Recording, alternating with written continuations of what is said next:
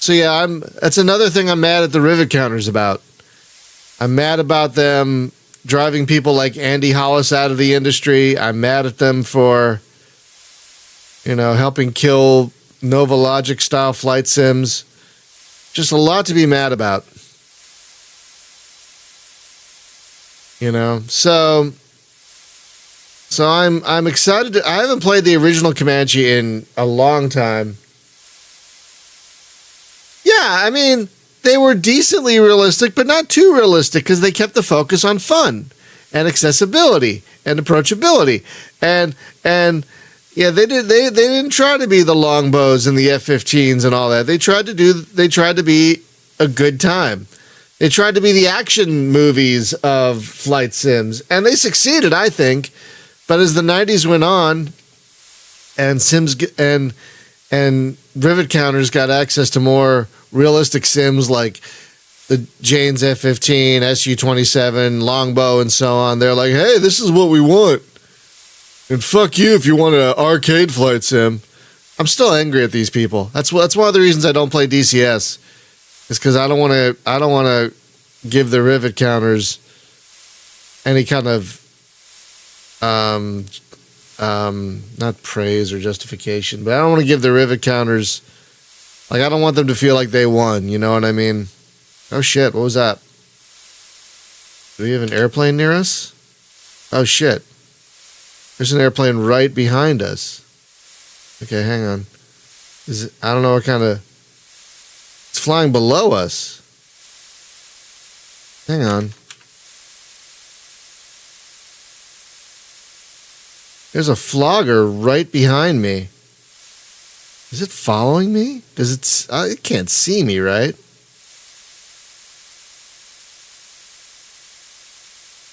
Right?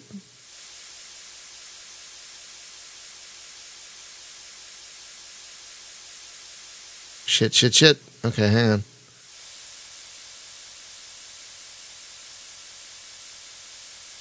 Fuck. Okay, hang on.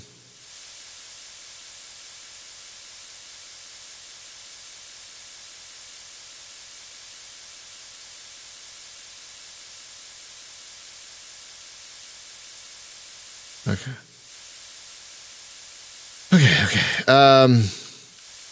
We're fine.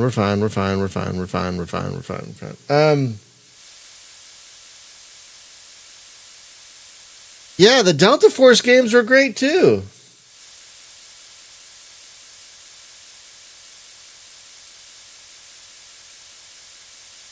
Yeah, the Delta Force games are great. And Tachyon. I feel bad about Tachyon. It came out way too late.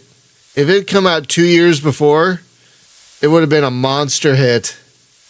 It would have probably gotten a sequel. Because the same thing happened with Free Space. Free Space 2 came out in 98. Huge hit. But then people were turning away from flight sims and whatnot in 99. And that's why Free Space 2 was a flop.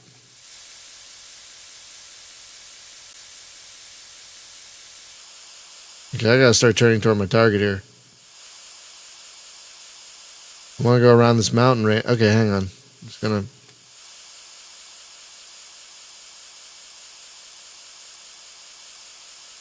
I'm gonna sneak through this mountain range.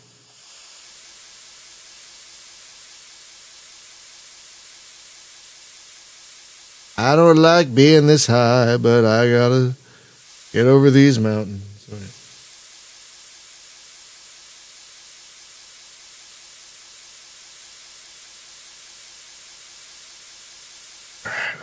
All right.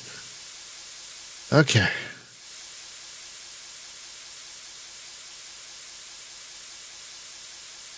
Okay, now that we've got some hills between us, I can start turning toward our target again. Okay, let's, oh.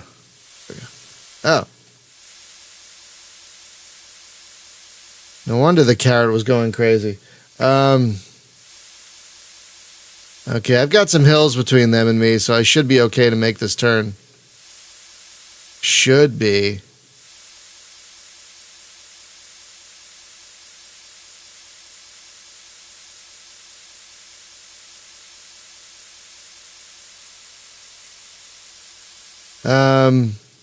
So far, so good. I really do feel like they dumbed down the enemies in this version, probably to its benefit, because the elite. I'm playing on elite enemies, and so far not even anything close to a ping. Whereas in F-19, like they'd see you as soon as you took off.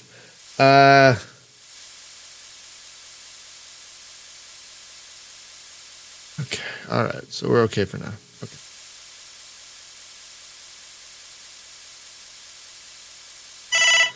Yeah, I don't know about that. I don't want to give myself too much credit. I really do think they dumbed it down a bit, but again, I think that's to the game's benefit because the elite enemies.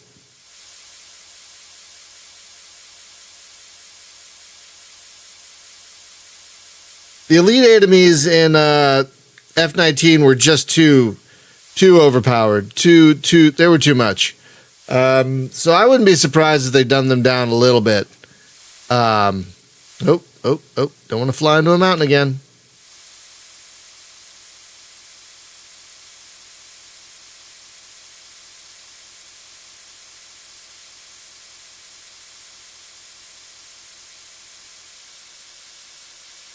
Okay.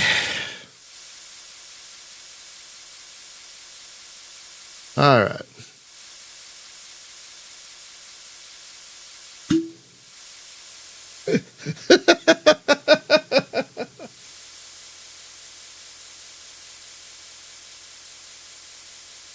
Oh, I didn't play F-117 back in the day because I'd already been playing F-19 for years.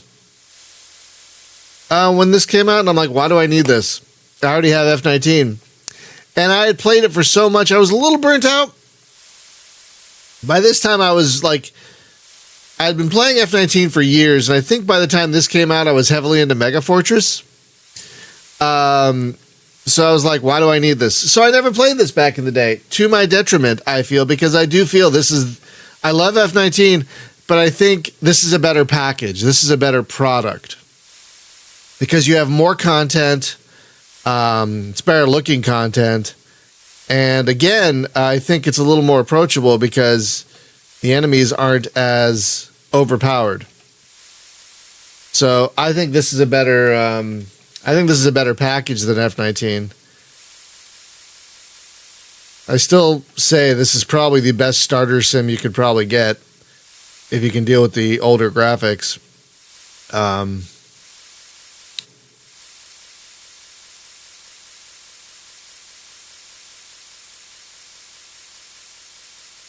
Because these old micropro sims really wanted you to be comfortable playing them and have fun. Like I'm rereading the Gunship 2000 strategy guide, and the lead designer for that was adamant about letting you play Gunship 2000 the way you wanted to. And having fun is the biggest goal. And I feel like these old microprose games with the customizable difficulty and whatnot, really allowed you to, oh shit, I'm getting close to my target, hang on. Really allowed you to, there we go. Shit, I gotta fly over this hill, hang on. Really allowed you to customize the game the way you wanted. So that's why I feel like if you're going to get into combat flight sims, there is no better teacher than this one, I think. I got to get up to 2,000 feet anyway, so this kind of works out. All right, hang on.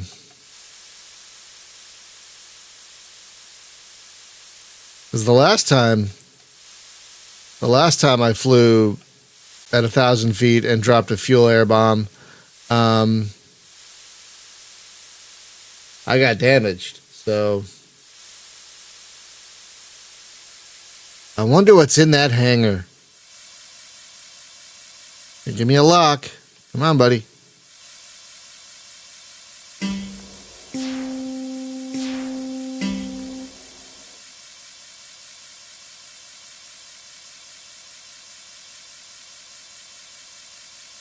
Come on.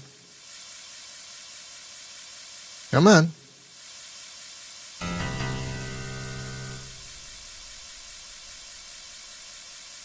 What? I didn't hit it? Are you fucking kidding me? I dropped 2 of them. Oh.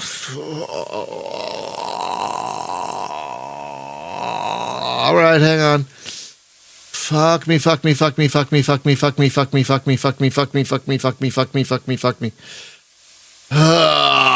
right, we're going to drop 1 because we have another target to hit.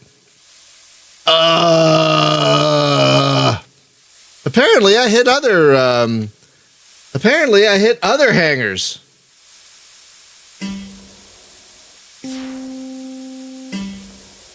Okay, come on, hit the damn thing. Hit the damn thing.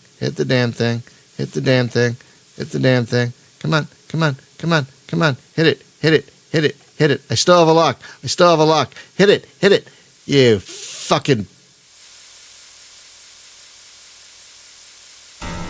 Oh. Primary target hit. In this game, they are actually laser-guided bombs.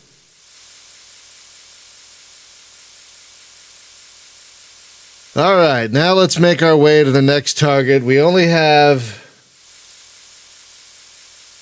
1 bomb left. Like, period.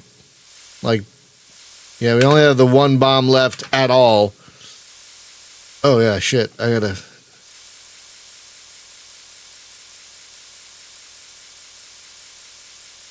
fly around these mountains.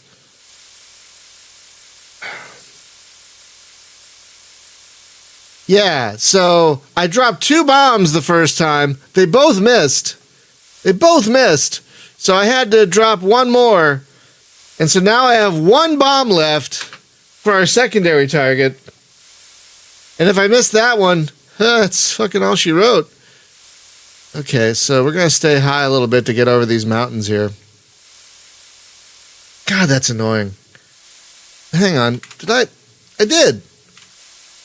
I lowered the DOSBox cycles from what was the default of the Steam version so that wouldn't happen, because apparently if the DOSBox cycles are too if the DOSBox cycles are too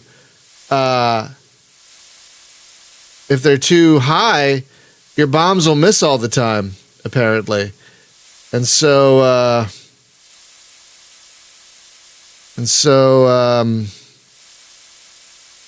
okay, let's go back down. So if you lower your DOSBox cycles, you're more likely to hit. Do you know that the Gunship 2000 strategy guide talks about that? They're like, if you have a 386 that's too quick, the enemy will react too quickly to you, and you won't have a chance. The Gunship 2000 strategy guide actually talks about that. Like, if your PC's too fast, you might be screwed. I'm like, oh, 90s. I know, it's great. I love it. I love it so much.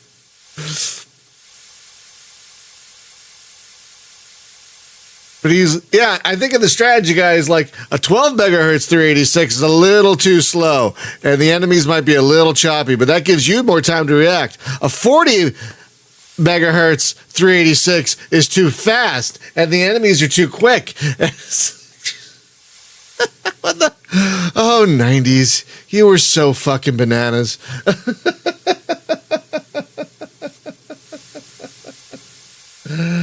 Oh, God, that was fun. That was funny to read. That was really funny to read.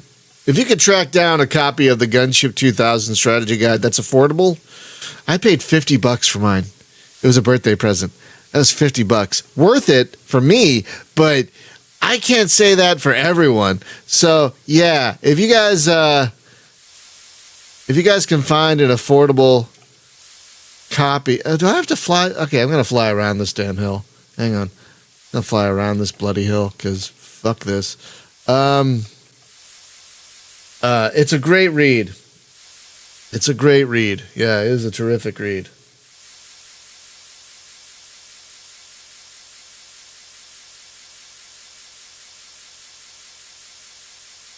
Yeah, my first 986 computer was a Pentium 133, I built myself. I actually took a class on building it myself. That was the first time I ever put my own computer together. In 1995, and the first game I played on it was EF-2000. Talk about fucking mind-blowing. You go from shit like Mega Fortress and this to Tornado, which is great, to fucking EF-2000. My God, mind-blowing. Mind-blowing. Hang on. Okay, there's my tank farm. All right. So yeah, that was the first and only computer I ever overclocked. It was 133. No, was it 120 or 133? I think it might have been 120, and I overclocked it to 133, and I fried it. And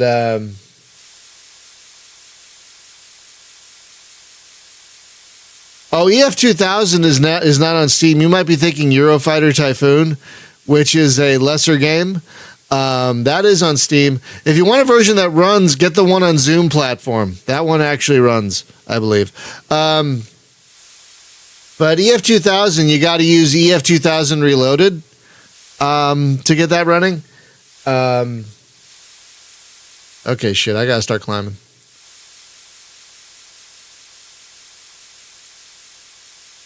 But not too much, because there's radar right fucking there. Okay. But yeah, back in 95, when we first saw EF-2000, fucking mind-blowing. Sure, it's all muddy and shit now, but like, in 1995, those graphics were astounding at the time. I think it still looks great, but yeah, it's definitely, like those 3D accelerated games, like I feel like early 3D accelerated games have not aged as well as games like this.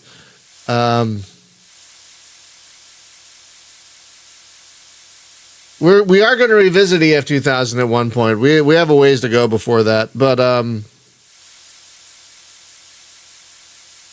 we are going to revisit. Okay, hang on.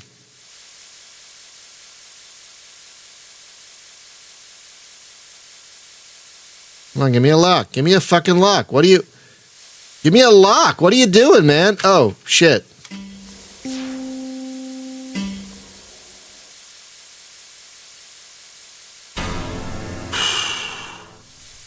Target hit. All right. I didn't have the right bomb selected. That's why I wasn't getting a lock, but it worked out. We hit... Oh, thank Christ. Okay, we hit both targets. Oh, jeez. Okay, we hit both targets. Thank goodness. All right. Oh, now we're kind of almost lined up with the runway. I almost said freeway. We're lined up with the freeway, you guys. We're lined up with the runway. Because the runways are at either 0 or 180 degrees in this game. And we're almost at, So, yeah, we're pretty much lined up with the runway. Let's get the hell out of Dodge.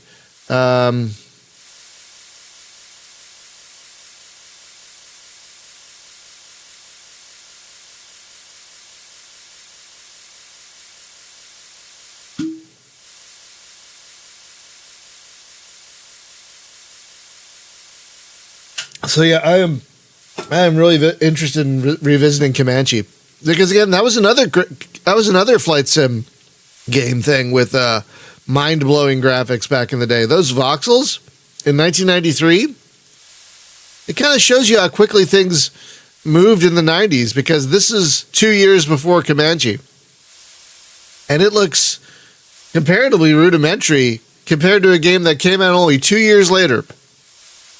Whereas now it's like a game from 2022 looks pretty much the same as a game from 2024, basically. But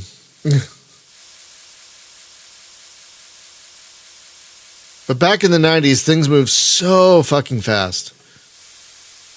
That's why when I tell people not the 90s are the most important decade for video gaming, I have to explain why, and that's one of the reasons.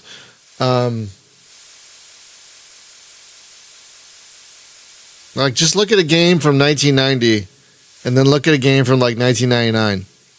Like, the differences between the two. Like, So much happened in that decade. CD-ROMs and 3D accelerators alone, like, just changed the scape of gaming. Scope and the scape. The landscape. I wonder if I can see my... Nope.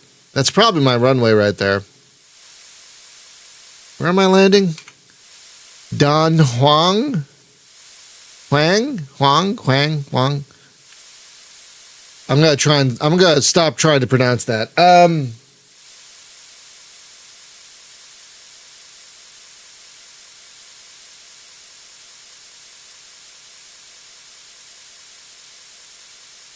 What's the story of the Comanche? Why is the story of the Comanche graphics sad?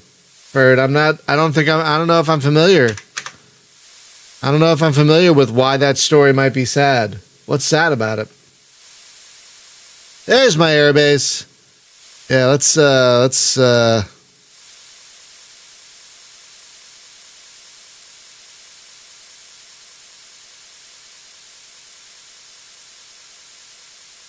at least try to line it up a little bit, you know? Let's...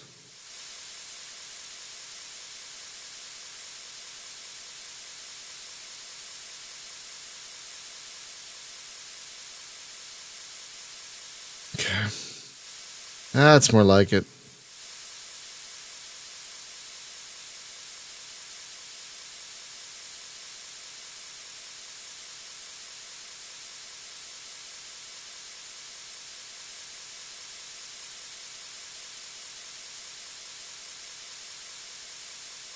Wait, what happened? So wait, Novalogic copyrighted their graphics engine and asked for a lot of money to use it?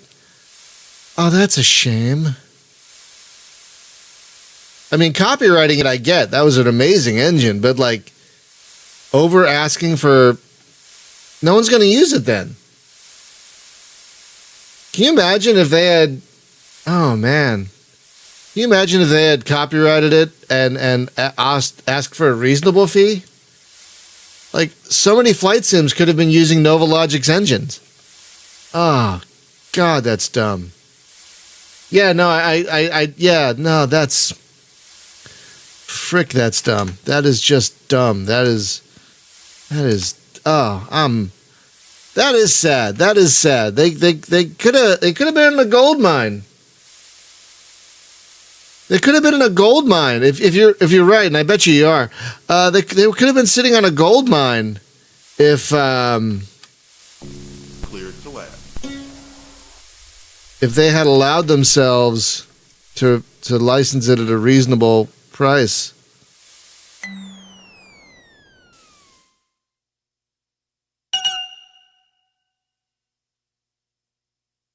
Oh, so dumb. So dumb. Like, can you imagine if they had licensed their engine at a reasonable price? Half of the flight sims in the 90s could have used the Novalogic engine. Oh, so dumb.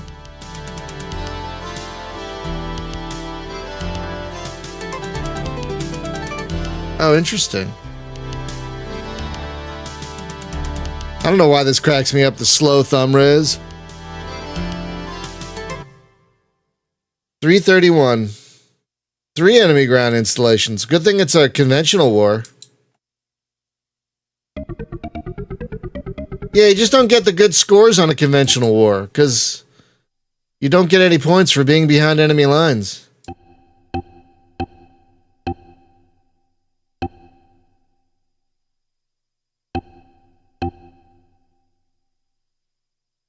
All right. Yeah, I figured, because too bad it was so quiet up there. No, elite enemies too. All right, one more Vietnam. I'm gonna switch back to Cold War though. I just conventional war is so not exciting. Okay, back to Cold War. We'll do one more mission in Vietnam before moving on to our final theater, Korea.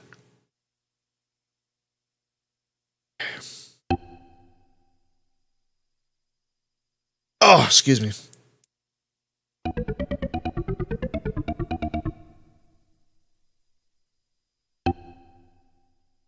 Destroy a supply dump. Destroy a missile boat.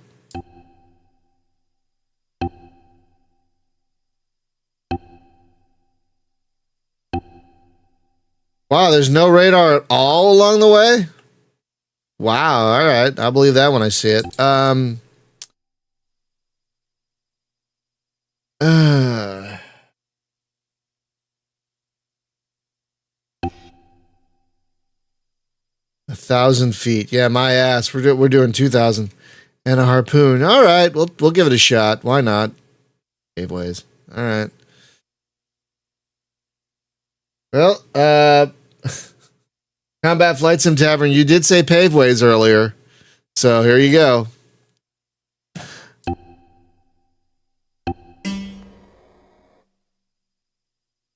Yeah, we're blowing up a missile boat. We're blowing up a missile boat with a missile. We're giving the missile boat a missile.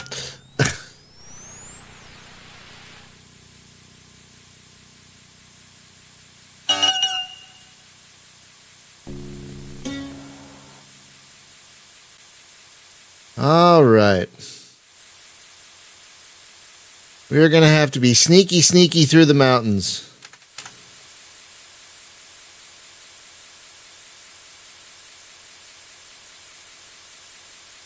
Yeah, we're not following the waypoints exactly.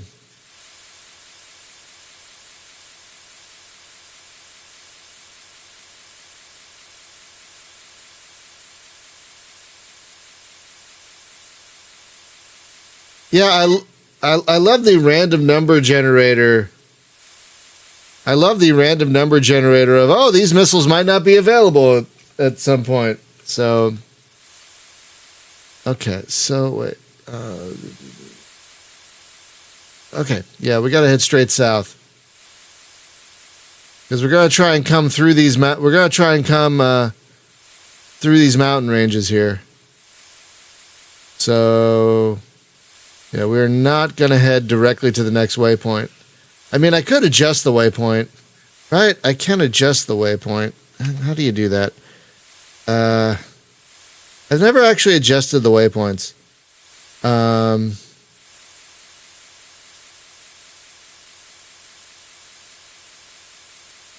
You know, this actually might be a better solution. Hang on.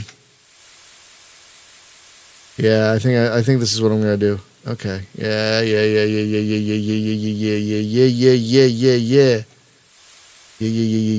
All right, we're gonna fly through the mountain range.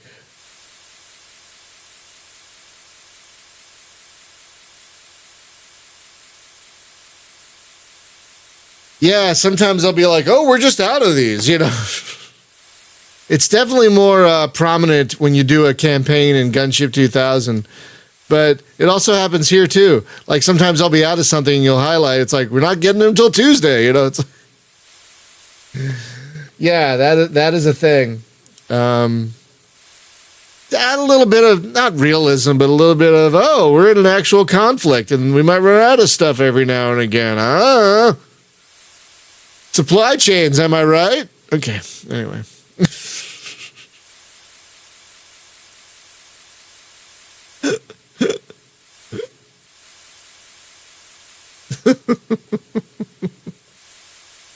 Okay, we got an aircraft right nearby that is really,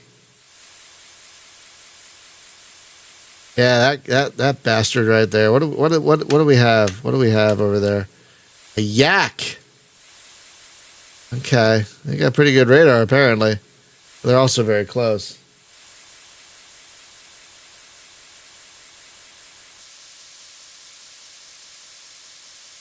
Okay. All right, what's ahead of us? What is that? What is that up there? I can't see it. Okay, that's fine though. They're above me. You mean another yak. Okay. You replaced your actual yak with forger's crystals.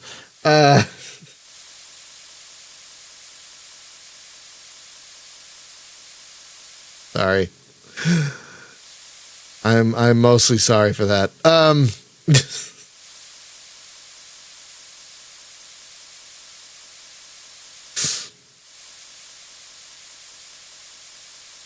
Hey, two. All right, once we hit those gaps in the mountains, we're going to start making our... Okay, we're going to start turning toward those gaps in the mountains right there. All right. The yak is not pointing at me anymore, so I'm not going to worry about its radar. Oh, shit. Oh, now it's turning toward me. Oh, that's great. Oh, that's fun. That's a good time. That's great. Let's just pass. Oh, man. Oh, boy. Okay, why don't you just pass on behind me there, buddy?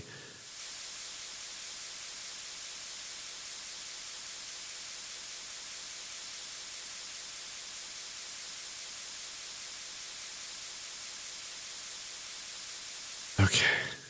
Hang on, let's make a quick...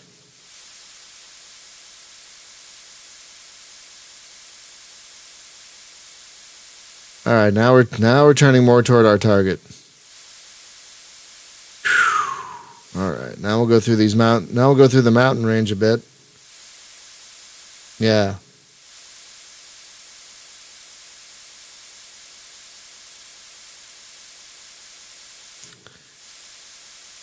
Yeah, sneaking in through these mountains should give us some cover.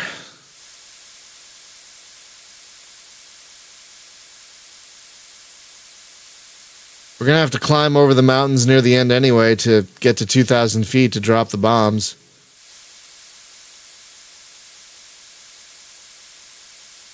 So, we will basically... Oh, wait.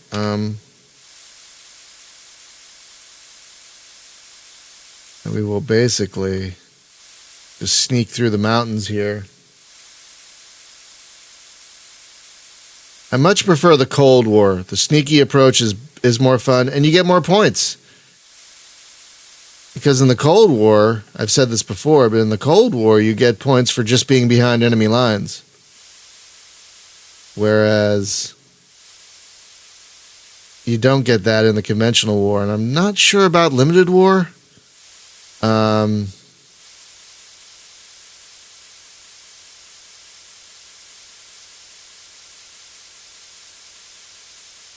But yeah, Cold War is where I live in this game.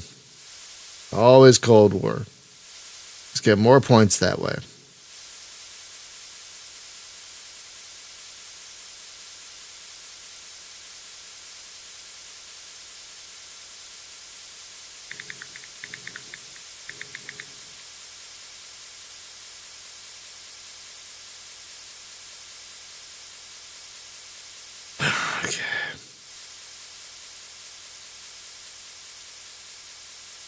All right.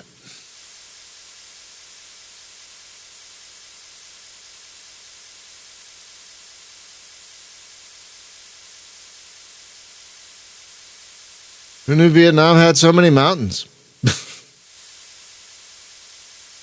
David! Yeah, this game is great. Your game is great, sir. I can't wait for more content to be added to that thing. Yesterday in my Discord, people were like, are we going to have exploding camels again today? I'm like, no. No exploding camels today. No camels taken out by the explosions of other camels today. Nope. That's my new band name, Splash Damage Camels.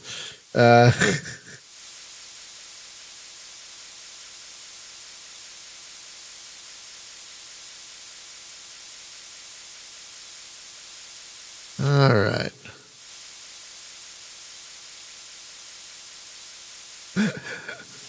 We did get some yaks. We didn't blow them up either.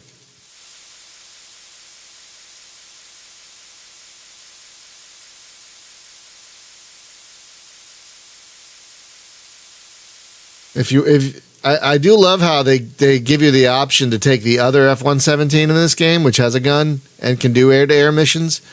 If you want that, you know, I don't. But if you want that, you can do it. This is not a dogfighter, so you're not supposed to get close enough to use guns. But you can. If you want, in that one. You shouldn't. Heck, the yak don't come back. Oh, God damn it. Llamas. Sponsored by Winamp, which kicks the llama's ass.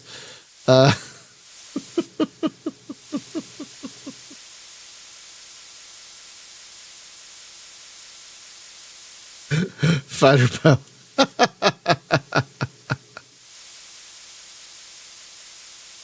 Yeah, I'm much more interested in attack planes, like bombers and whatnot. My favorite plane of all time is the A-10. My second favorite is the A-1 Skyraider.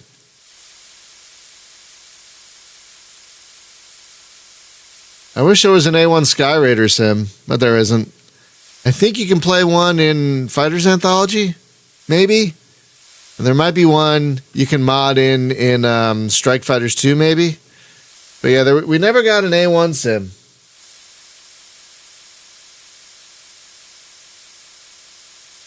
You know what I liked? I liked the movie Fly the Intruder. It wasn't great. The book was, of course, a lot better. But I liked the movie. You know? Ah, the Aardvark. What a weird thing, the Aardvark.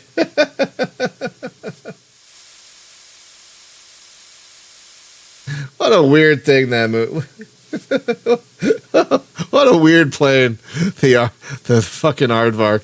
What a weird plane. Oh my god. Okay. Oh, hang on. All right. So apparently I can see my target through the hills. That's how good this camera is. That's fine. We're gonna fly over the mountains to get to it. I gotta fly high anyway to bomb this fucking thing. So.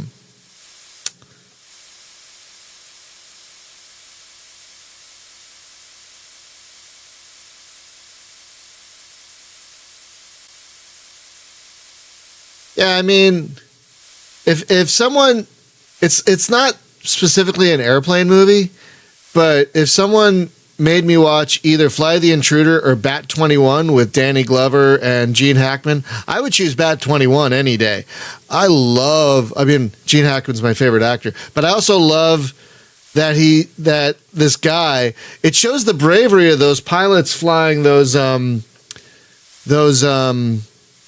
observer aircraft in Vietnam and Korea, because they didn't really have weapons on those things. Those were little pea shooter guns, aircraft. They didn't have anything on those things. So it shows the bravery, because they had to loiter around targets and shit under enemy fire and whatnot. So yeah, those.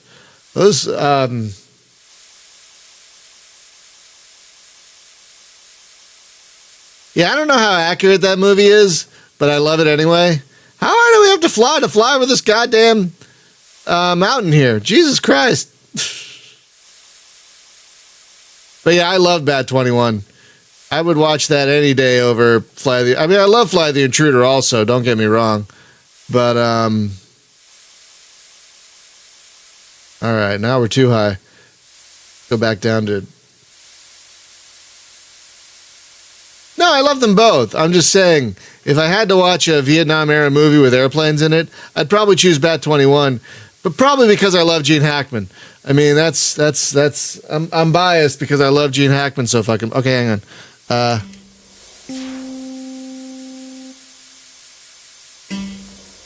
Let's save a paveway just in case it misses. Come on. Come on. Come on. Oh, good. Primary target hit. Okay, good. All right. Thank frickin'. All right. And there's our second target. Good old missile boat.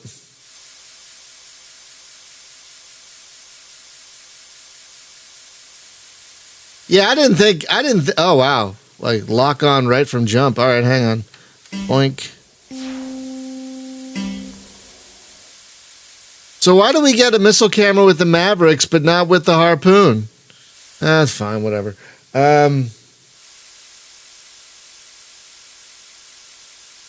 It better hit.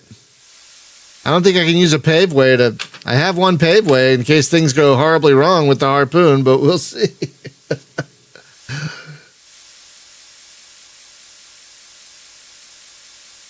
All right.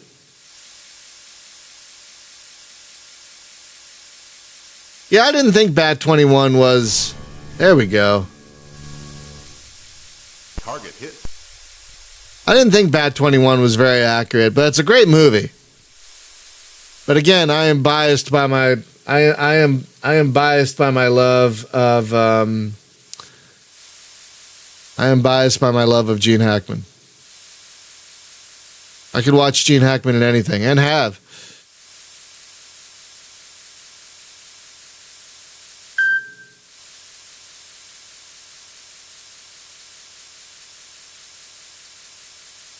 I didn't watch his last movie before he decided to retire because I heard it was terrible. But I've seen not all of his movies because who has the time? But I've seen a lot of them. There was a great spy movie he did with I think it was Baryshnikov called something about business. It was directed by Nicholas Meyer of Star Trek 2 and 6 fame, and it's a spy movie. And it was kind of like if the Man from U.N.C.L.E. got old.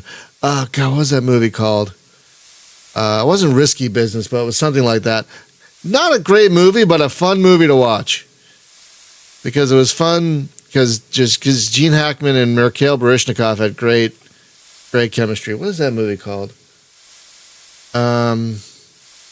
Damn it. It's going to bug me now. Hang on.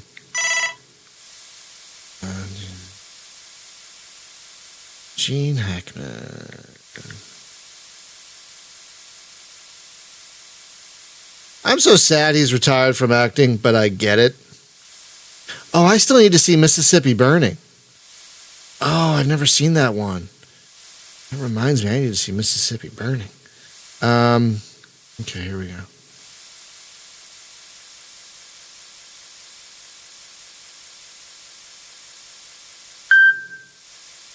What the hell was that movie called? It was like 1989.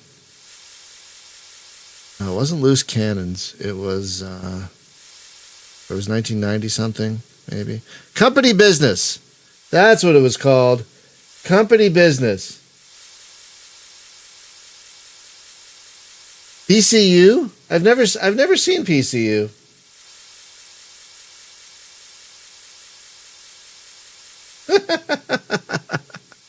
That actually is funny.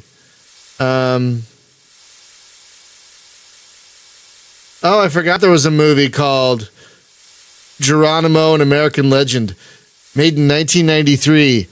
Yee, I can't imagine that went well.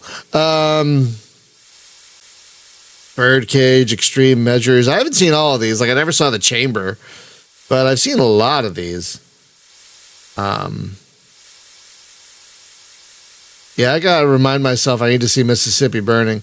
I don't think I was old enough to appreciate a movie like Mississippi Burning at the time. So I never saw Mississippi Burning. Geronimo was really good? Really? For a 1993 movie about Native Americans? Okay. I just think of Dances with Wolves and cringe a bit. But okay, maybe it was all right. Because let's be honest, Dances with Wolves was really cringy. Really, really, really cringy. No Way Out was great. Hoosiers was great. Oh, yeah, Target. That was a good one. I mean, like I said, not every movie he made was great. Like when he tried to make a comedy with Dan Aykroyd called Loose Cannons. So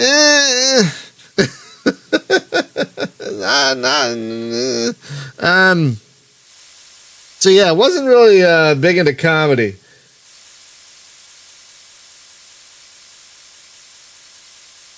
But yeah, I'm a big Gene Hackman fan. So yeah, I love Bat 21 a lot.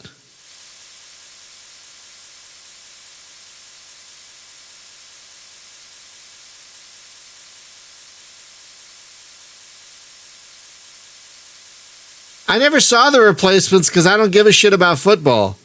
So I never saw The Replacements. I know of it, of course, but yeah, I never got around to seeing that one. Because I could not give a absolute fuck about sports. So I never saw The Replacements. Maybe I should, because I also love Keanu Reeves, you know? So I don't know. Maybe I should see The Replacements.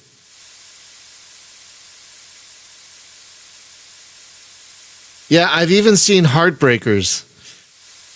Mostly because of him, but because my girlfriend at the time wanted to see it. Not a great movie. He was good, though. But yeah, I love Gene Hackman. But yeah, I never saw The Replacements. Maybe I should fix that. I think what I really need to do is see Mississippi Burning. That's the one I need to see. That is probably the big hole in my Hackman viewing. My favorite movie of his is The Conversation, a movie I will never watch again. I love that movie so much, but oh my God, I will never, ever, ever watch it again. Oh my God. If you want to watch a creepy ass movie that'll get under your skin, watch The Conversation.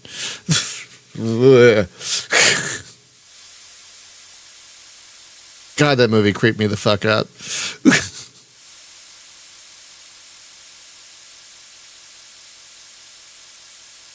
Anyway, you've wandered into actor talk. Oh, yeah, of course. Love Crimson Tide. Love Crimson Tide. We need Weps. Yeah, I love. I mean, I love him and Denzel Washington as actors. So, like, having them both in the same movie.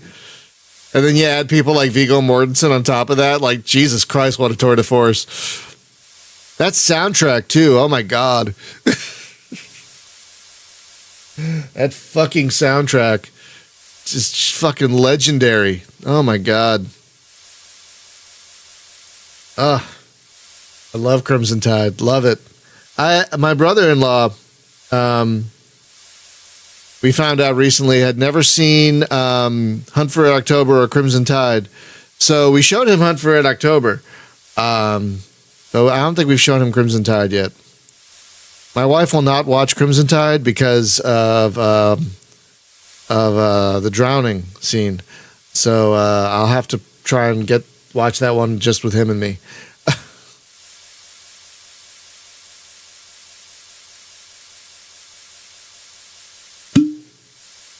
Yeah, I love. If you want to see a similar movie that's not as good but still fun, go watch Hunter Killer with Gerard Butler. I watched that recently. Spaz, were you the one that recommended that one to me? Because that movie was super stupid, but fun as hell.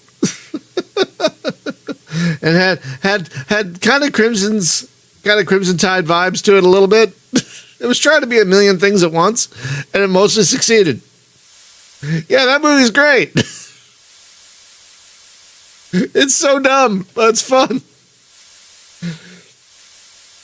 With Gerard Butlering all over the place, but he's great. I love Gerard Butler.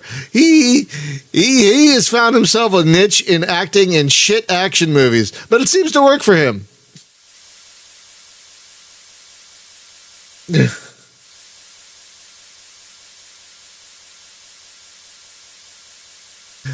Yeah, I don't know if I would entirely call Hunter Killer a bad movie, because it was really fun. It's in that vein of a bad movie.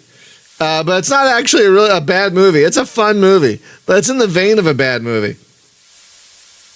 Now, if you want a truly bad movie, go watch Megaforce. Go watch that one. One of the best bad movies ever made.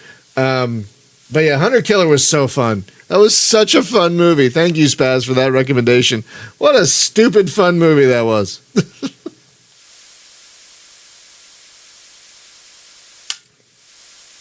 Part of me feels bad for Gerard Butler because he's a terrific actor and he's been in a lot of great things, but he seems to have found a niche in really cheesy action movies like The White House is Burning, London is Burning, all these Gamer.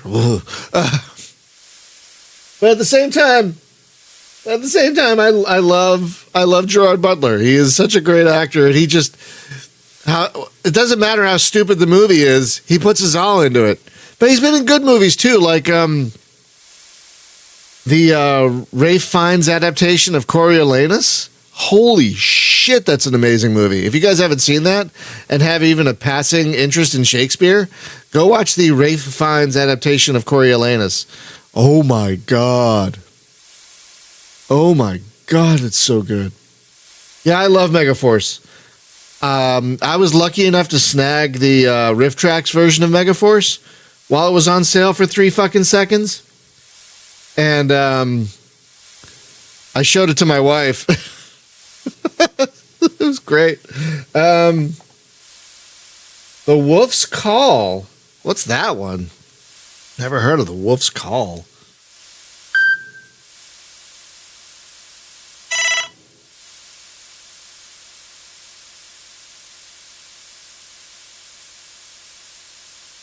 The Wolf's Call.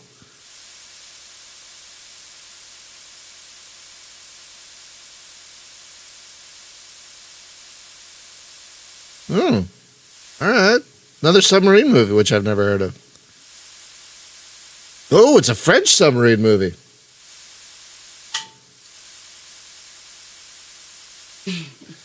It's a French submarine movie. I don't know if it has bummers. I've never seen it. It's a submarine movie. Not all submarine movies have bummers. Drown. You've seen The Hunt for October. No one drowned in that one. Barely. No one drowned in that one. Yeah, I gotta go. No, it's fine. I got it. I'll see you. Text you. I'll see you at the thing. If it's okay. Yeah, okay. I hope it is. Love you. Have a great day. Oh, shit. I gotta pay fucking attention. Where's my airport? There's my airport. Okay. Let's see. All right, so I gotta do this. Yeah, okay. Yeah, so I gotta do this to bring it around to 0 degrees. Okay.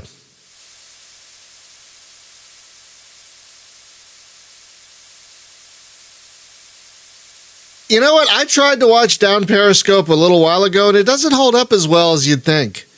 Also, now that I know about, now that I know about what a shitheel Kelsey Grammer is, I'm like, I don't know if I want to watch Down Periscope. I loved it back in the day, though, but yeah, it doesn't really hold up so well.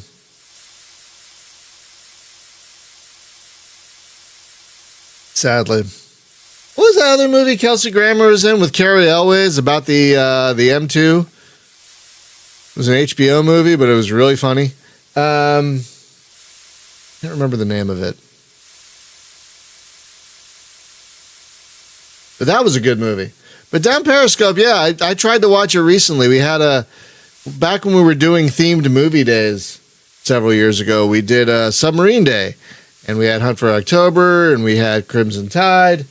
Pentagon Wars, yeah. Such a good movie. We had Hunt for October, we had Crimson Tide, and we had Down Periscope. And we couldn't get through Down Periscope. People were like, this is not funny. I'm like, yeah, it's not. So we actually stopped watching Down Periscope. We replaced, I don't remember what we watched instead. But, yeah, we eventually Down Periscope just didn't hold up. It was trying to be like a Hot Shots / Airplane style comedy. It just didn't really succeed. But Pentagon Wars is great because Kelsey Grammer is a shitheel in that movie, and so you're like, all right, I can go with this. That was a great movie. That was a great movie. I love that fucking movie.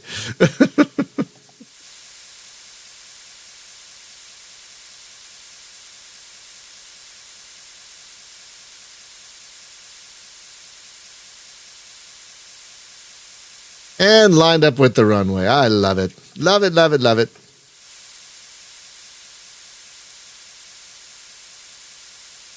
All right, let's slow down a little bit.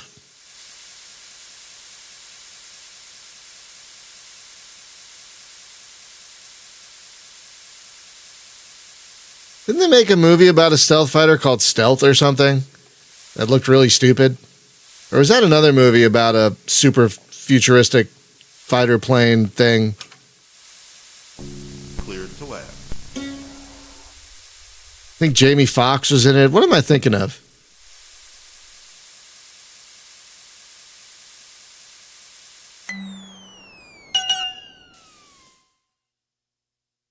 Stealth, yes. Yeah, it looked terrible. It looked oh yeah, it was an AI plane. That's right. Oh yeah. Woo-hoo. I remember seeing commercials for that one. And I'm like, wow, this looks terrible. Nice. Let's not talk about that.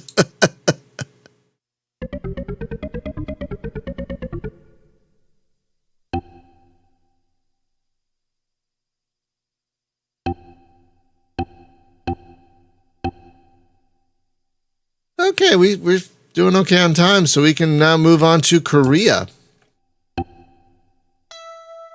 Ooh.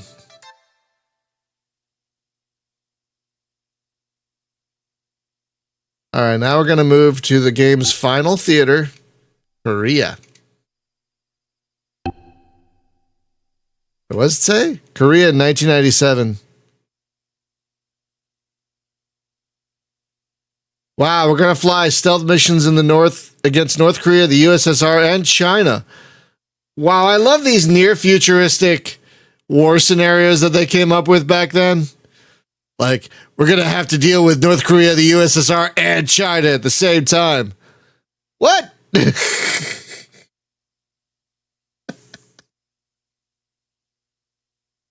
we're not. But I mean, when they made this in 1990, I guess it seemed likely. I don't know. Or maybe it wasn't likely. Maybe it was just fun to think about. I don't know. Korea, 1997. I'll tell you what happened in Korea in 1997. Nothing. Yes, 3 countries that existed and got along in 1997. Yeah. Wait, I thought even when this game was made that the USSR was done. Wasn't it? I don't know.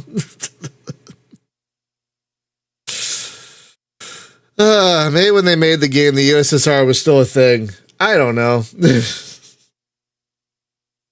Yeah, that's what I was thinking. Like, wait a minute. By the time this came out, there was no USSR. Did they think it was going to come back by 1997? I don't know when they... I know the game came out in 1991, but I don't know if they made the game in 1991. What happened... Wait a minute. Because... Hang on a second. Because I'm pretty sure... I don't know. I think Korea might be a new theater.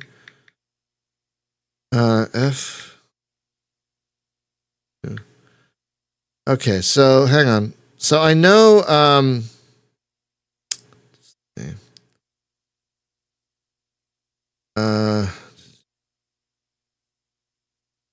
hang on.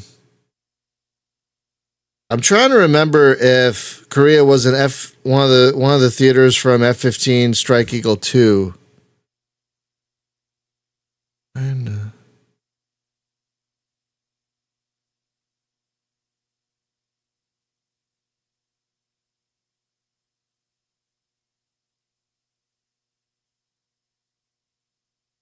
the back of the game doesn't I'm trying to figure out which theaters came with F-15 Strike Eagle 2. And I don't think Korea is one of them. So like when F-15-2 came out, when did F-15-2 came out? Yeah, when F-15-2 came out, it was 1989. So they had been working on it before 1989. So I'm wondering if they copied some text from, but I don't think Korea was in F-15-2. I don't think.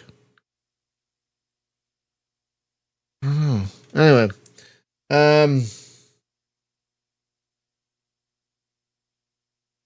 Technically called it quits in 1991.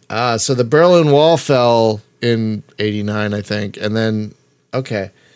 So I guess so that's good to know that the USSR was still technically a thing when this game was in production. Okay, well, let's deal with North Korea and China and the USSR. Risk 8, sticking with Elite.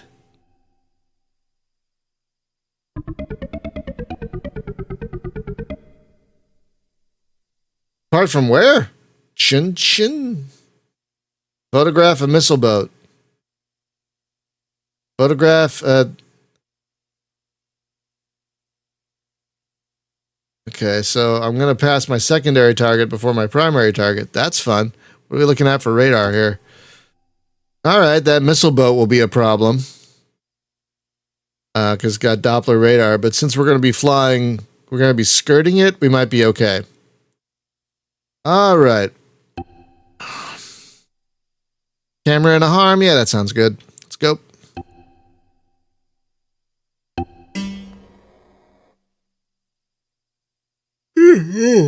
Excuse me. I'm sorry. Not been sleeping well. Don't know what's going on. I mean, I have the APAP, which helps, but I've just not been sleeping well. I've been stressed about a lot of things lately. I have a big trip coming up. I was stressed about Matilda's heart. Work is always stressful. So. Cleared for takeoff. Well, at least there's no time limit. All right. Hello, Korea.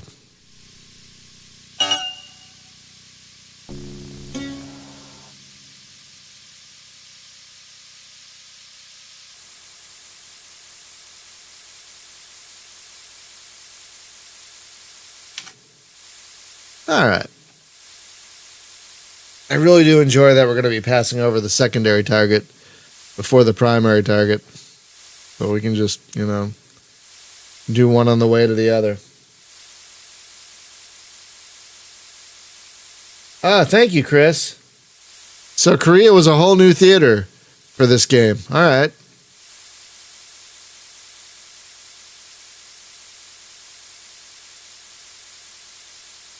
Because I know they took a couple of the theaters from F-152 to put into this game, like Vietnam. But yeah, I think some theaters like Cuba and Korea were wholly new for this game. Because you had the theaters that the original F-15 came with, F-19. Europe, the North Cape, Libya, and the Persian Gulf. And then here you had Vietnam and the Middle East in F-15 too. And then I think this one actually had a Desert Storm, and then Cuba and Korea.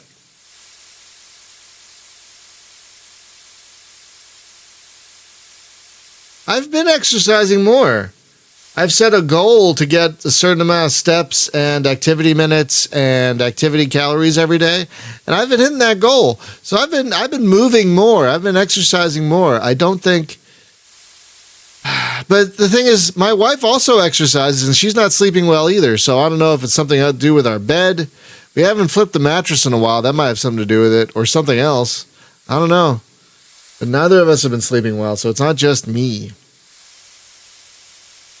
I don't really do weights. I should. I know I should. I focus more on cardio. But I should do weights.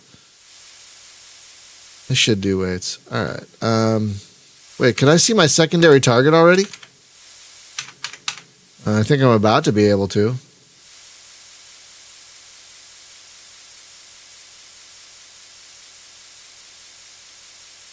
Oh.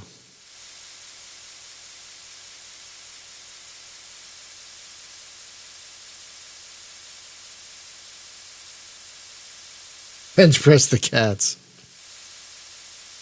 I'll tell you, I have spent time walking around the apartment with Matilda in my arms, and I will tell you what, it does burn more calories.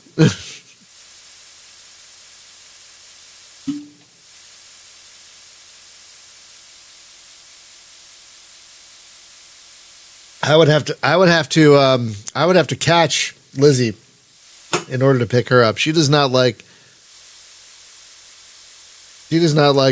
being picked up so much.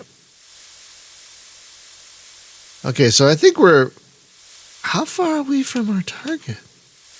Okay, we're still a ways from our target. Come to think of it. Because waypoint 3 is, yeah. Okay, so we're still We're still 200 clicks out from our secondary target.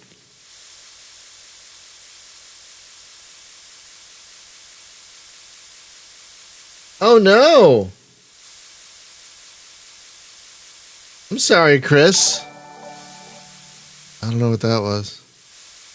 Thank you, whatever that was. Thank you.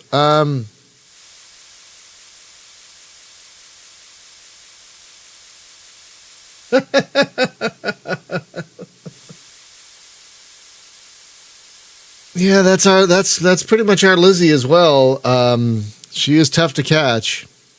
The only time I can really pick her up is she's like sitting on the bed and I can hopefully get close enough to her to pick her up. Most of the time, if I start approaching her, she runs. What the hell was that?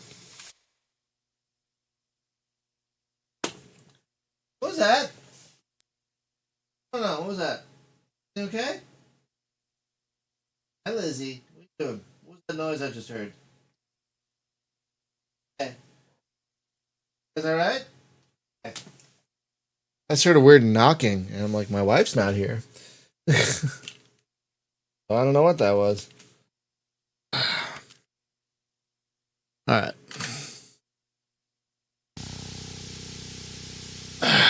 Okay. Excuse me. Yeah, they really do. Well, it's their ears, you know. They can move their ears almost 360, like they can move their ears almost the entirety of the way around themselves. Really, it's really adorable because like I'll walk toward her and her back will be turned toward me, but the ears are heading right at me. So she knows I'm coming. There's a seam in the ocean.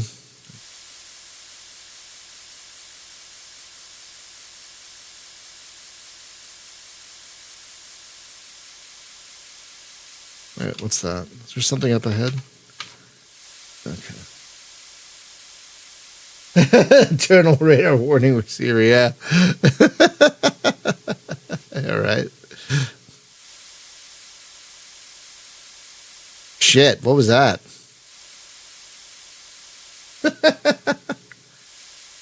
Okay, that radar was whatever that radar was, that was dangerous. I can't even see it. Yeah, that one. Whatever that is. Hang on. Where the hell is that?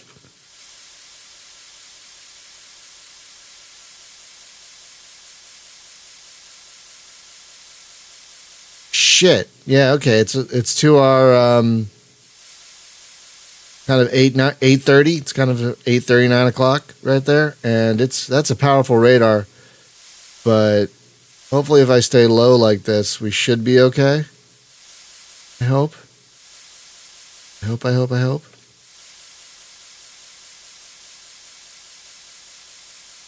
Especially the further we get away from it.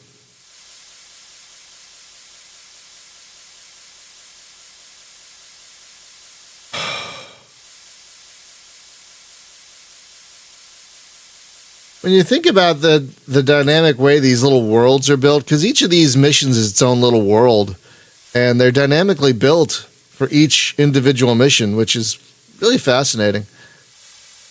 I mean, I know later dynamic campaigns would have a more connected world where everything, like, you know,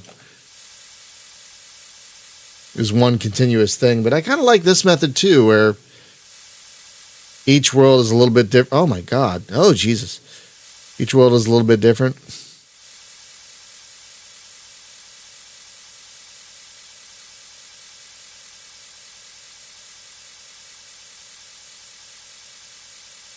Okay, that radar is going to be a problem right there to our 10 o'clock.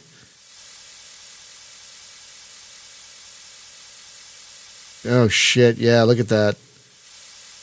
Okay, hang on.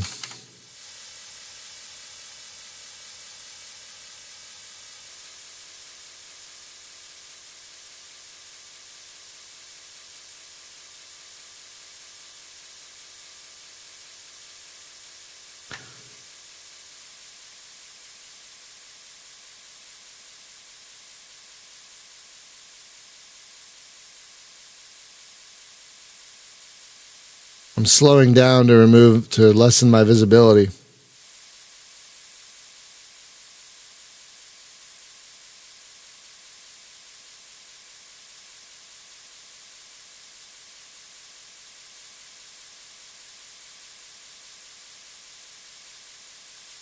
Oh, I didn't know that.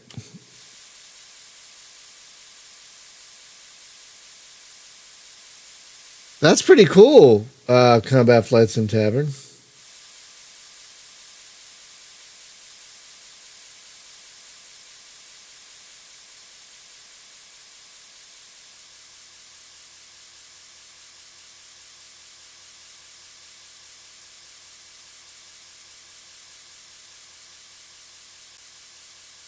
Morning, Julie.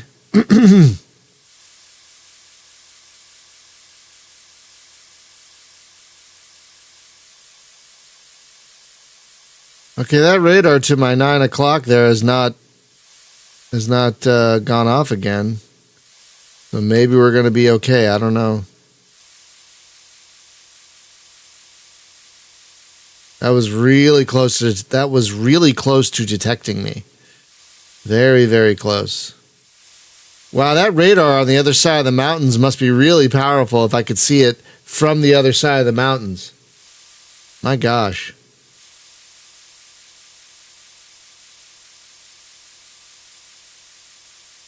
Going slow also has the benefit of getting us more points. Because the more time you spend behind enemy lines, the more points you get.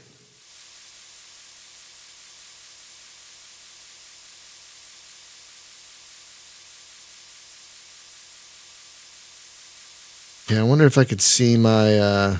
no, can't see the target yet. Can't see the secondary target yet. Okay, we might be all right. Let's speed back up a little bit. How are we doing on fuel? Oh, we're fine.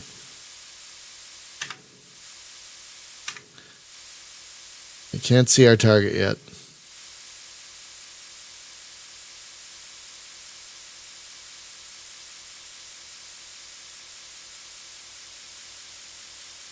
Yeah, I had no idea that Fighters Anthology had like a dynamic war scenario like that. I thought they were all pretty much static. That's really cool, actually. That's really very cool.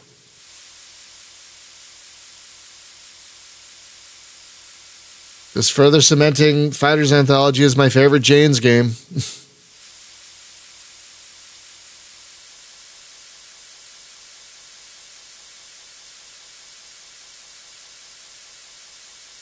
That is also on the list, so we are going to get to that eventually. Just going to be a while. We have a lot of Sims in front of it.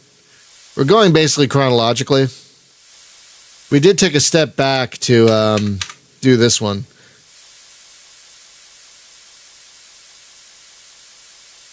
Right, but it's still nifty, you know.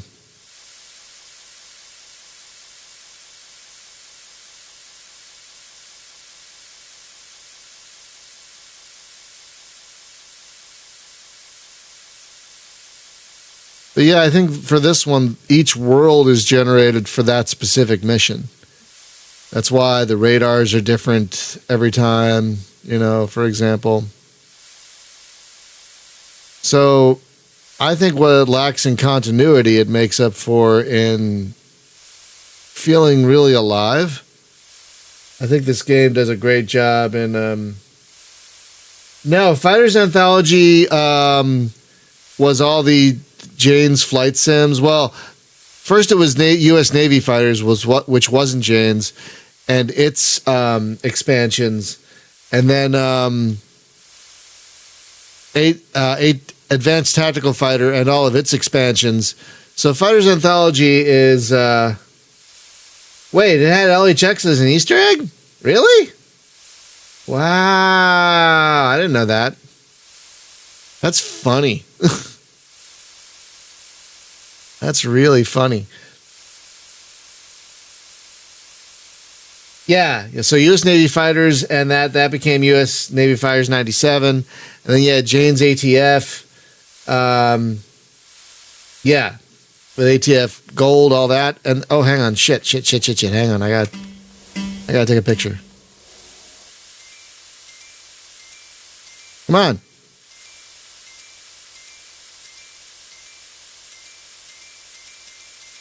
There you go. My God, how many pictures did I have to take? All right. Dear Lord. All right. So now we're heading toward the next waypoint.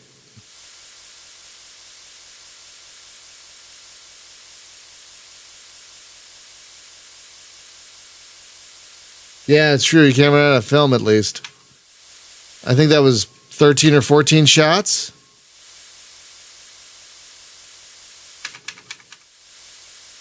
I think.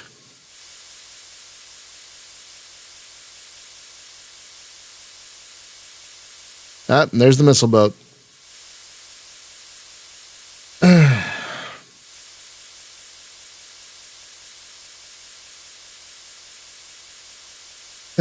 Digital, yeah.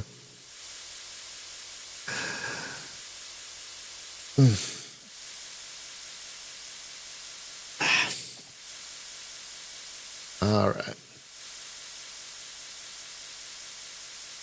All right.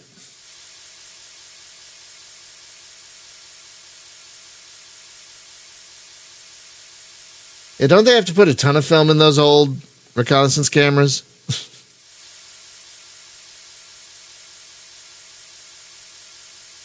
Anyway. Yeah, we are eventually going to get to 2,000 feet of film. A lot of feet. Yeah, we're eventually going to get to Fighter's Anthology. It is on the list, which I'm very excited about. But like I said, we have several sims to get to before we get to it. We got the Comanche, we got the Nova Logic sims, we got 1942 Pacific Air War, 2000. I think we're doing Hind and Apache in there somewhere. Now, what is the list? I don't remember the list now. What is the list?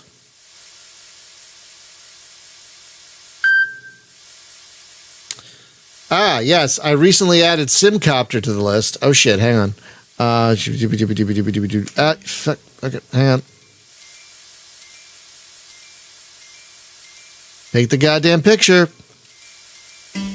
Jesus Christ. Yeah, we just do Sims on Fridays. As of right now, Friday is our flight sim day. Monday is our space game day. Those are the 2 dedicated days. And then Tuesday, Wednesday, and Thursday are like wild cards, which we do other stuff. Yeah, we call it Flight Sim Fridays. Yeah, so we got Comanche, we got 1942, Apache, Hind, Simcopter, which I forgot I could get running with a patch. So we're definitely doing Simcopter, you guys. EF-2000, then Fighter's Anthology. Then we're going to do European Air War, Enemy Engaged, the helicopter sim, and then Strike Fighters 2. So those are the primary sims that we're going to be doing. And then once we're done with all those, we have a lot of sims we're going to probably spend less time doing, like F-15-2, Secret Weapons of the Luftwaffe, Harrier Jump Jet, Stunt Island, IF-16, Red Baron 3D, Total Air War. You know, so we have 1, 2, 3, 4,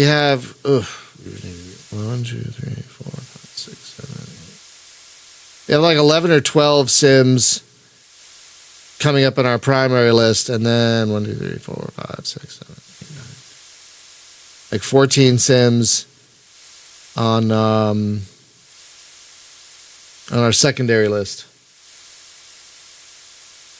Yeah, Simcopter is one of my favorite games / sims of all time. I just love flying around a city and dynamically finding stuff to do. Like nothing. Yeah, no, I got years of flight sims ahead of me here. Yeah, years of flight sims ahead of me, and I love it. If I was doing this full time, I would dedicate more time to flight sims, but what are you going to do? Doing this full time is not easy. Very few people get to do it. I tried, and I wasn't able to be one of those people, so what are you going to do? I wish I could do it full time, but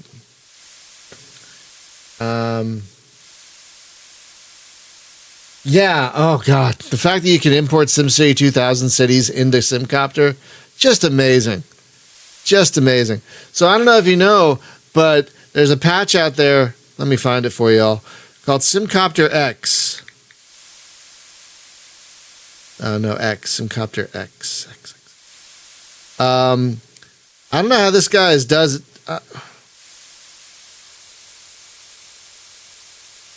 I don't know how this guy does it. Oh man, his security certificate is outdated, so you might get an alert. I don't know how he does it, but he has made Simcopter playable on modern machines in a window and everything, and it's great.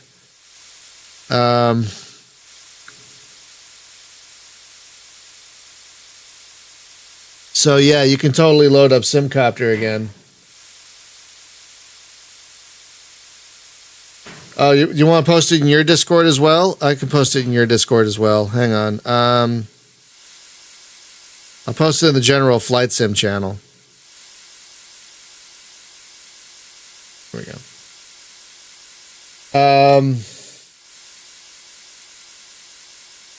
I think I'm guessing the licensing for the Jane Sims is really chaotic. That's why they haven't done it. You know, I mean, I would love to see those Jane Sims on GOG or Steam. I don't know anymore, though, because so many of these old games are being released in such a shit fashion anymore. Like, look at Gunship 2000 recently. I'm still mad at Atari for the way they released Gunship 2000. To their credit, I guess, I don't know. They're working on it. They're making it better, but it's still not. I wouldn't say buy it yet.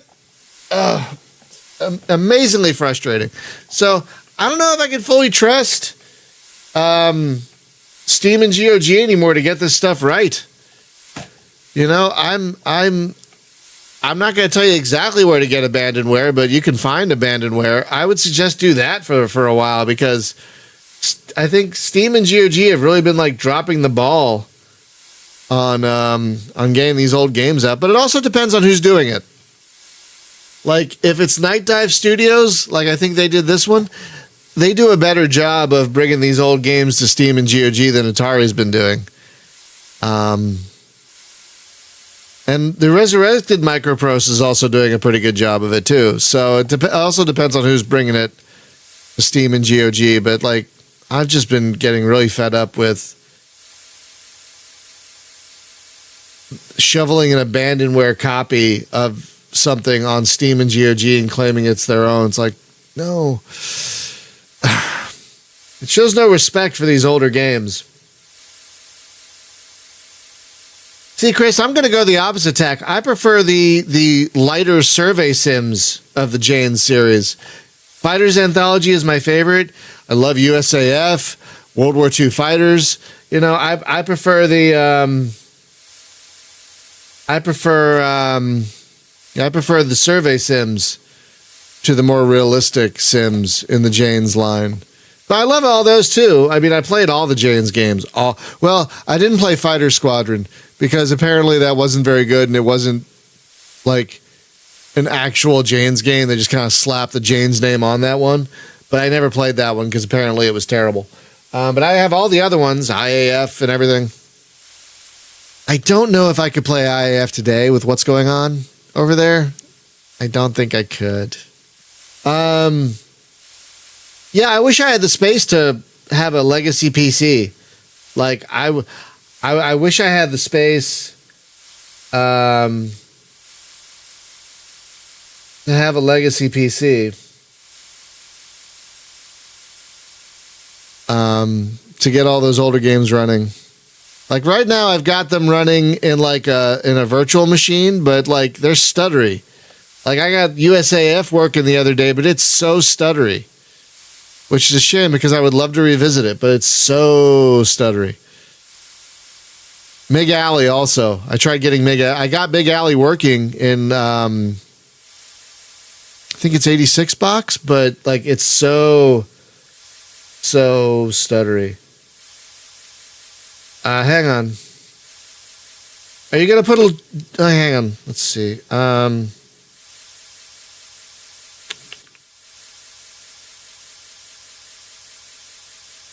Okay, so here is a link to that Combat Flight Sim Discord.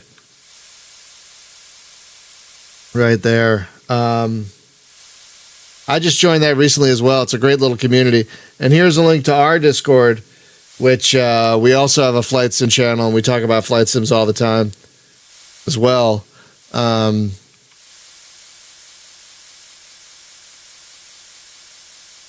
And yeah, they do have good people over at the Combat Flight Sim Tavern working to get these older games running.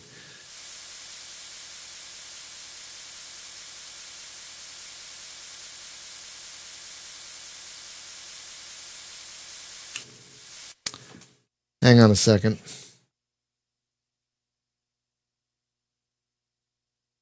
Oh, okay. Is that what you're doing?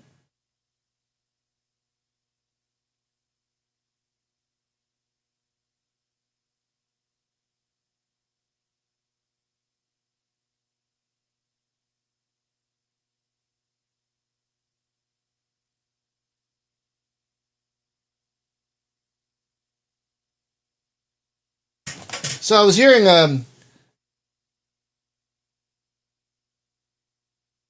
no, Combat Flight Sim Tavern, you are more than welcome to share the link for your Discord over here. Like, you can't do it on YouTube. You'd probably have to share it in our Discord chat. But because YouTube kills links like that. But so I was hearing like a sound out in the other room, in the living room. And so this chair, I got this chair for free. It's a nice chair. And the cats love the box for this chair. Love the box for this chair. We still have the box 4 years later. They love the box. And we put like a towel on top of the box so they can sit on some padding. They love this box. And sometimes my cats have a crazy kitty time where my one cat, especially Matilda, she'll for some reason attack the towel that is on top of this box. Like, there's nothing under this towel, but she's attacking it. It's very cute. Her eyes get really wide, and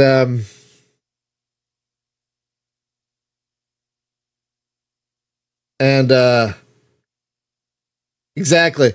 And so that's what she's doing. She's attacking the box right now. So that's that noise I was hearing. It is getting close to their feeding time, so that's probably another reason she's going a little. Yeah, this box is huge, and they play it both on. They sit on it because they get a good view of the window from it, but they also like to play on it and play inside it. It's very cute. Like yesterday, one of the cats went inside it, and the other cat was like, "What's in there?" Because cats, and so you just see a bunch of paws coming out of the box, flapping at the other cat. It was so cute. Well, I'll be playing Squadron 42 when it comes out. It's never coming out. Come on. It's never coming out. At one point, the whales are going to stop giving them money, and they're probably going to run off with what they have left. I don't think it began as a scam. I don't think it began as a scam, but I think it's a scam now. And yeah, I think at some point they're gonna just be like, okay, the whales aren't giving us any more money because they're getting tired of waiting.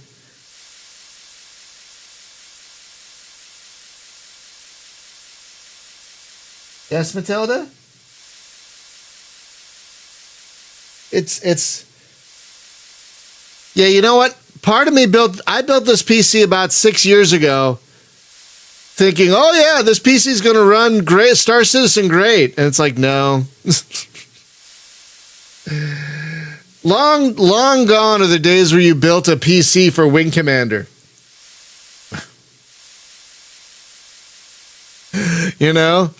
Like, oh, I guess I need a 486 now for Wing Commander 3. Oh, I guess I need a Pentium for Wing Commander 4. Yeah,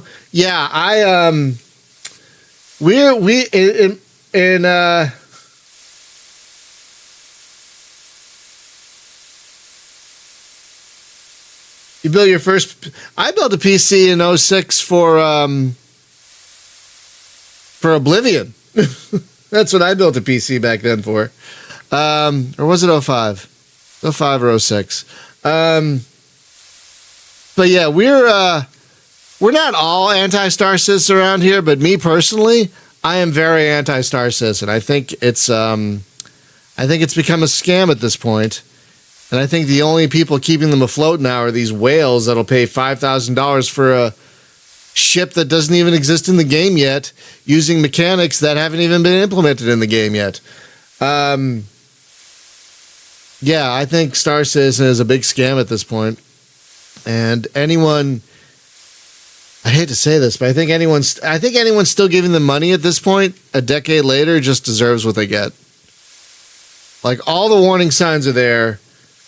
All the warning signs are there. All the red flags you can possibly have, and yet people are still giving them money. It's baffling. Yeah, see, that was the thing. One of the reasons, I think one of the reasons the Wing Commander games were good, because you had people at Origin telling Chris Roberts no. And then I think Freelancer ended up being okay because they took it away from Chris Roberts. They took it away from Chris Roberts and let some other people do it, and it turned out they salvaged what they could from it. I saw a build of Freelancer in '99 at Microsoft. I actually got to fly out to Washington to see it. It was amazingly ambitious, quite different from the version we got 4 years later. The version we got 4 years later in 2003 was very cut down from what their very cut down from what they ended up actually, Co broke up with me because you were addiction to Wing Commander 3. Yeah, I was dating a girl when Privateer came out, and it was a long-distance relationship, and she came down to visit me, and I spent most of the time playing Privateer while she watched TV. Not my finest moment. We broke up shortly thereafter. But that was really on me. That was definitely on me.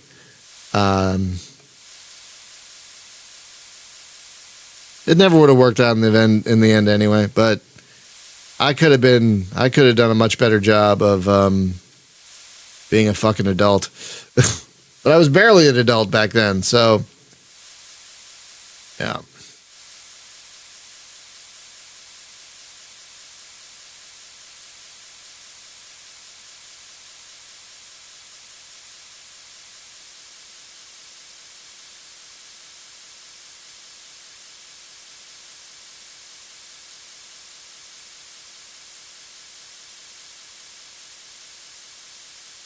Oh.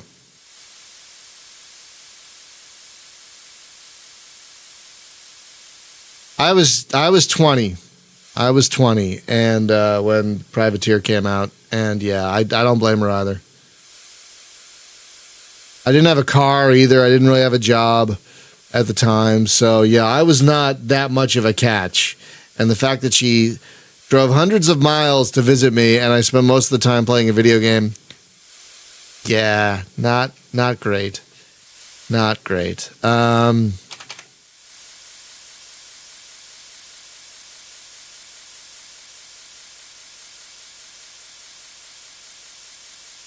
So yeah, I understand that.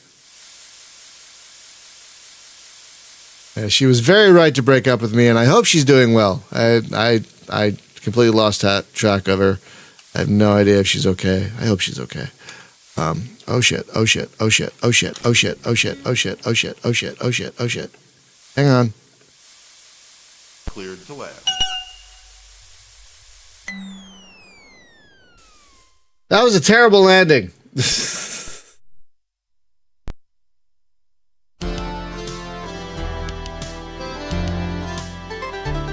Good point, Combat Flight Sim Tavern. Good point.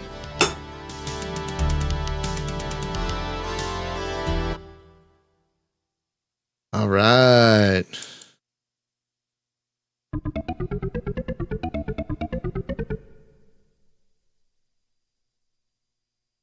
Good breaks.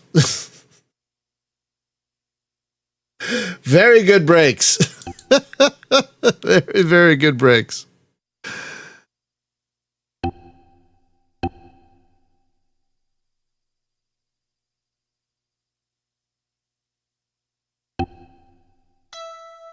Ooh. I only took pictures, so nothing actually hit them, but whatever. Yeah, we don't have time to do another mission, sadly, because I have to get to work soon. So we're going to call it here. I think next week will probably be the final week of F-117A, because we're on the last theater, Korea. We've done all the other theaters.